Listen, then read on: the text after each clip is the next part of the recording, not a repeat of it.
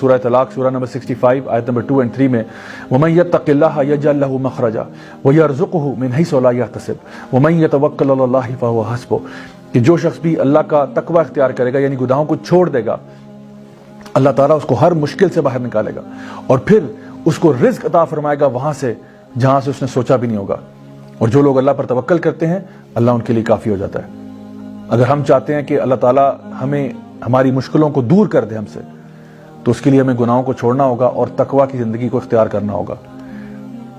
My dear brothers and sisters, اکثر لوگ جب گناہوں کو چھوڑنے کی بات آتی ہے تو وہ کہتے ہیں نہیں جی ہمارے گناہ تو چل رہے ہیں لیکن ساتھ ساتھ ہم نیکیاں بھی بہت کرتے ہیں۔ تو اس کی مثال ایسے ہی ہے کہ انسان کمرے میں اے سی لگا دے اور ساری کھڑکیاں کھول دے،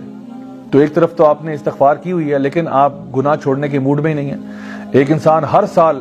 حج بھی کرتا ہے، عمرہ کرتا ہے، صدقہ بھی کرتا ہے، لیکن حرام بزنس بند نہیں کر رہا، حرام کاروبار ختم نہیں کر رہا،